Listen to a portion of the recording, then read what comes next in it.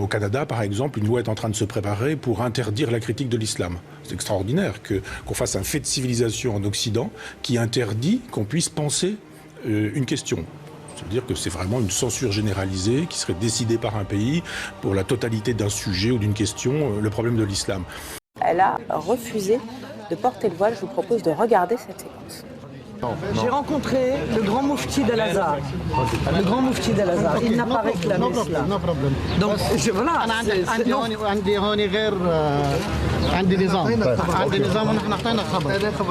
La plus haute autorité sunnite du monde n'a pas eu cette exigence, par conséquent, je n'ai aucune raison de... Mais c'est pas grave, vous transmettrez au grand moufti ma considération, mais je ne me voilerai pas. Et votre slogan, je crois, c'est la France apaisée. Est-ce que on apaise la France quand on met l'accent sur des peurs qu'on peut créer chez les gens face à l'immigration, face au terrorisme, face à la situation économique? Vous croyez très sincèrement, que c'est moi qui crée la peur du terrorisme, madame? La peur de l'autre, la peur de l'autre. Ou ce sont les 130 morts du Bataclan?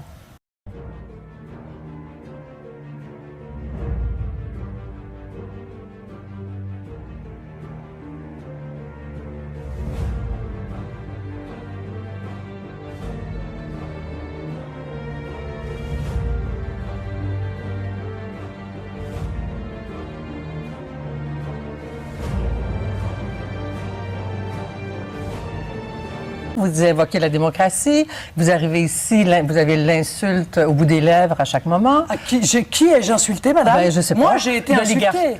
Mais qui ai-je insulté? L'oligarchie. Vous avez mentionné que notre classe politique était un monde de bisounours, vous venez tout juste de me dire là, que vous avez déclenché l'hystérie, que vous dites... Oui, alors... Madame, oui, je dis qu'un certain nombre de gouvernements sont naïfs face aux problématiques de l'immigration. C'est ce que j'appelle le monde de bisounours. J'ai connu des injures plus graves quand même que celle-là. Permettez-moi de vous poser des questions. Mais je vous en prie, depuis tout à l'heure, ce ne sont pas tellement des questions, c'est plus un réquisitoire. D'accord. Je pense que la politique d'immigration mise en œuvre par M. Trudeau est une folie. Ai-je le droit de le dire? Si je n'ai pas le droit, mais il faut m'interdire l'entrée du pays. Seriez-vous infréquentable parce que vous arrivez et les gens voient dans vos discours que vous exprimez tout à fait librement des insultes, des injures et des leçons, des remontrances? Madame, donnez-moi une seule insulte. Vous êtes journaliste, madame. Oui, vous n'êtes pas militante. Vous êtes journaliste. Oui. Bon, je vous posais la question. Par conséquent, vous êtes obligé de faire une analyse factuelle des choses. Montrez-moi une insulte. Alors, ils ont tous tort, ces gens-là. Non, montrez-moi, madame. Vous avez dit insulte et injure. Montrez-moi une insulte et une injure. Je ne réponds pas à vos questions, madame. C'est moi qui pose des questions. Ah bon, madame le procureur, alors si c'est vous qui posez les questions, en effet, dans ces termes-là... Je vais vous faire entendre... Madame, je n'ai insulté personne. Je voulais vous faire entendre M. Couillard. Et puis, Monsieur Couillard, c'est celui qui est allé en Arabie Saoudite il n'y a pas très longtemps et qui est revenu en étant devenu un ami du communautarisme alors qu'il en était l'adversaire. C'est celui-là, non?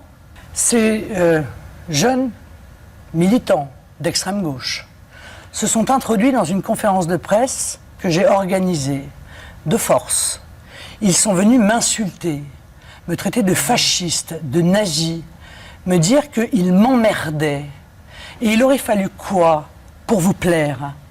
Que je leur offre le déjeuner? Que je les remercie peut-être d'être venus ainsi perturber une conférence de presse en effectuant des violences? C'est cela que j'aurais dû faire? Non mais madame, est-ce que c'est cela que j'aurais dû faire? Oui ou non? C'est quand même une vision un peu particulière. Mais excusez-moi, mais moi, je ne perturbe les réunions de personnes. Moi, je ne m'introduis pas dans des conférences de presse pour venir insulter les uns et les autres. Vous avez l'air d'avoir beaucoup de complaisance pour ces jeunes d'extrême gauche. On a parlé d'immigration, une certaine intolérance. Mais en quoi le fait d'être contre l'immigration est une preuve d'intolérance? Le Français, il n'a qu'un seul pays. Donc s'il ne peut pas travailler dans son pays, eh bien, il est difficile pour lui de l'obliger à s'expatrier. C'est pas du racisme. Alors que l'étranger qui vient... C'est pas du racisme, ça? Mais quel racisme y a-t-il là-dedans? Donc on dit qu'on est en désaccord avec quelqu'un, mais on ne le traite pas de raciste, de xénophobe, de fasciste, etc. Parce que ça, c'est la facilité. Ça, c'est quand on n'a pas d'argument. Quand on est incapable d'avoir un argument sur le fond, on utilise cette litanie, on sort la boîte à insultes et on se sert raciste, xénophobe, etc. Et on pense qu'on va comme ça discréditer l'adversaire sans avoir besoin d'échanger des idées, de confronter des arguments. C'est précisément d'ailleurs en gros ce que vous faites depuis le début de cette émission. Cette immigration ne va pas aller dans ton intérêt. Le poids qui va arriver sur les services sociaux va les faire éclater. Je vais te dire un truc. En Europe, on imprime l'argent, aux États-Unis pareil, on imprime l'argent pour sauver les banquiers. On n'a jamais imprimé d'argent pour sauver des gens qui ne peuvent pas payer leur loyer, ne peuvent pas payer leur bouffe, d'accord? Ou qui ne peuvent pas se soigner. Donc là, tu peux vraiment te rassurer. Si le système éclate, tu vas le payer. Tu vas payer toi. C'est pas les riches qui vont le payer. Les riches continueront toujours à aller vers leurs cliniques privées, continueront toujours à envoyer leurs enfants vers des écoles privées, mais c'est toi qui vas le payer, qui est tout en bas de l'échelle. La première religion européenne va être l'islam. C'est déjà de toute façon le cas. Les églises sont vides et les mosquées sont pleines. Se peut-il que la politique du Canada ne soit pas une folie? Si en Europe, ça te pose un problème, qu'au Canada, ça ne soit pas une Et folie. nous en reparlerons dans 10 ans, peut-être. Ouais. Ou peut-être même avant. Ouais.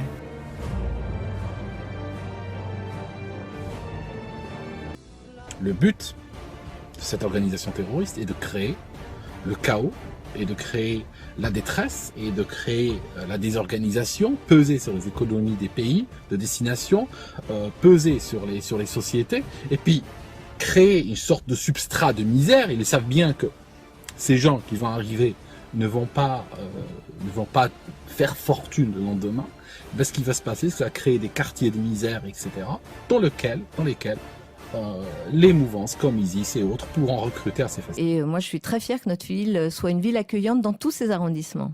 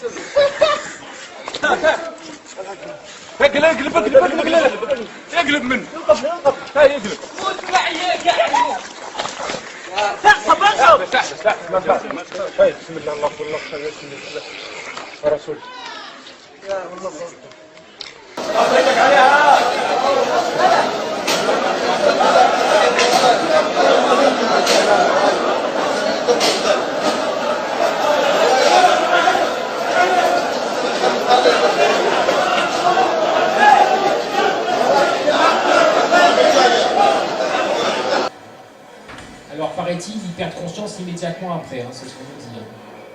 Moi je vous laisse juger. Alors tout à l'heure on parlait d'une contention mécanique hein, pour l'abattage rituel. Voilà une contention qui n'est absolument pas mécanique, à moins de considérer que cet homme-là est un mécanicien peut-être.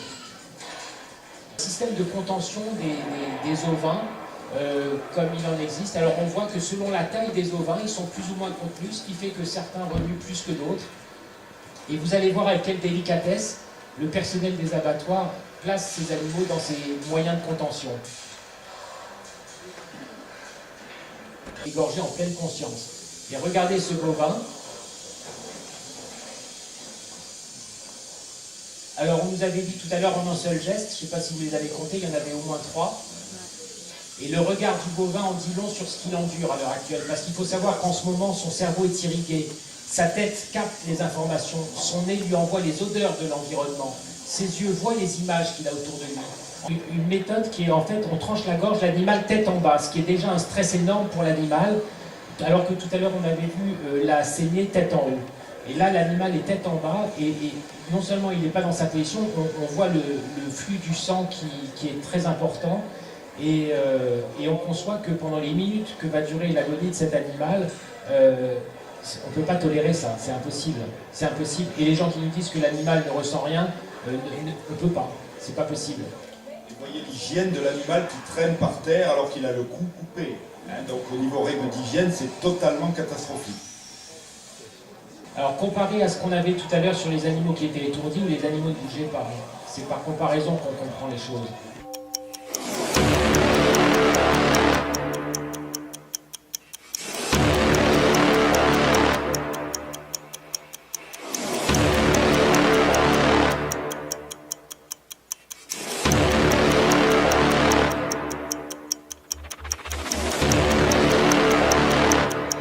Samedi, l'Arabie Saoudite a exécuté 47 personnes. Parmi elles, un chef chiite, une figure de la contestation contre le régime. Son nom est le 46e prononcé par le présentateur de cette chaîne de télévision arabe, alors que les portraits des détenus exécutés défilent sur l'écran.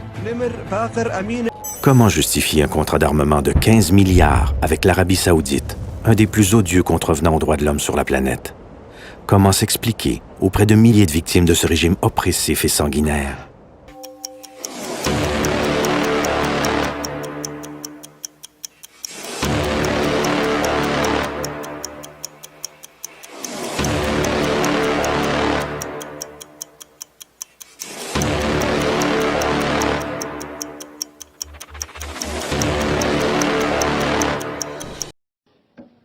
Mesdames et Messieurs les députés, fin août, Angela Merkel ouvrait largement les frontières allemandes de migrants et déclarait souhaiter en accueillir 800 000.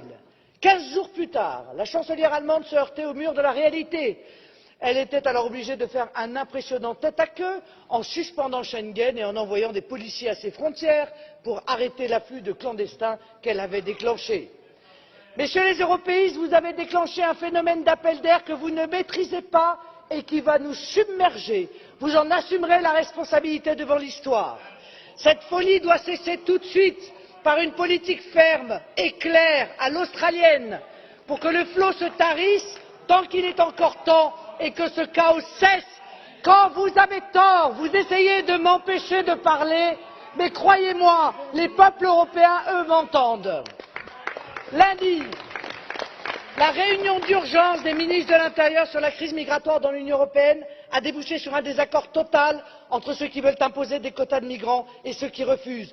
Aussitôt, l'Allemagne, par son ministre de l'Intérieur, a menacé de sanctions financières les récalcitrants. Ce chantage est absolument indécent. Maintenant, c'est le président Schulz, président socialiste, qui fait un coup de force antidémocratique et insupportable avec la complicité du PSE et du PPE en imposant un vote d'urgence.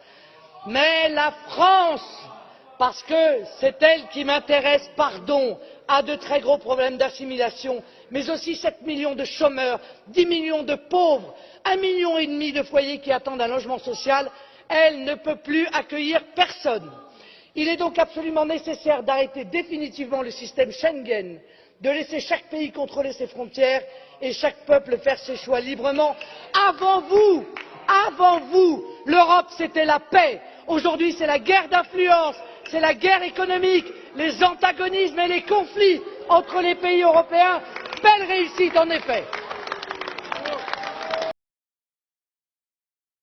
Bon, je ne sais pas quelle sera d'ailleurs la conséquence de la prise de conscience aussi, une fois de plus, je veux dire, du développement de la puissance du fondamentalisme islamiste tel qu'il s'est exprimé encore hier aux États-Unis.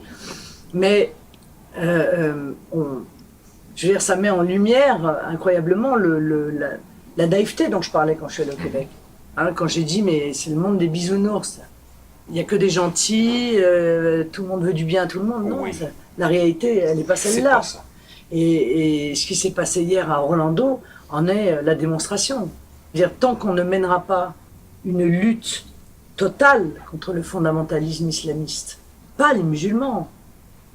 On n'a pas, je veux dire, de considération religieuse. Chacun a le droit d'avoir sa religion, l'exprimer dans son espace privé. Bon, moi c'est mon opinion, je suis un grand défenseur de la laïcité, c'est mon opinion. Mais le fondamentalisme islamiste, c'est pas un problème religieux, c'est un problème politique. Voilà, c'est une idéologie totalitaire qui vise à imposer à chacun une vision religieuse de la vie. C'est ça en fait. Et si on ne le détecte pas au motif des accommodements raisonnables chez vous, chez nous c'est la même chose, mais on n'appelle pas ça comme ça. Mais c'est exactement la même chose. L'accommodement raisonnable, ah bah oui, mais ça, après tout, bon. Du jugement à la pièce, là. Oui, voilà, les tribunaux, oui. Le tribunal arbitral, exact. Après tout, parce que dans les relations, dans les relations, dans le mariage, après tout, pourquoi ne pas laisser les gens qui ont la même religion faire juger leurs relations maritales par un tribunal religieux, etc. Oui, d'accord, mais le droit de la femme, le droit des femmes n'est pas respecté par ces tribunaux. Le droit des enfants, qui en est évidemment la conséquence, les valeurs qui sont les nôtres, ces valeurs justement de respect de l'être humain, qu'il soit homme ou qu'il soit femme, cette égalité entre de tout ça est complètement jeté aux orties. Et au fur et à mesure, eh bien en fait, le communautarisme a atteint son degré ultime. Les gens n'ont plus rien à se dire, ils ne vivent plus de la même manière, ils n'ont plus les mêmes aspirations, ils n'ont plus les mêmes objectifs, ils n'ont plus la même manière de penser, ils n'ont plus les mêmes codes, ils n'ont plus les mêmes mœurs. Et on a une espèce de millefeuille qui finit par imploser, parce qu'après, il n'y a que la règle du nombre. À partir du moment où dans une ville, dans un quartier, eh bien, le nombre de ceux qui vivent de telle manière est supérieur au nombre de ceux qui vivent d'une manière différente, eh bien, c'est ceux qui sont les plus nombreux qui imposent évidemment leurs règles de vie aux autres.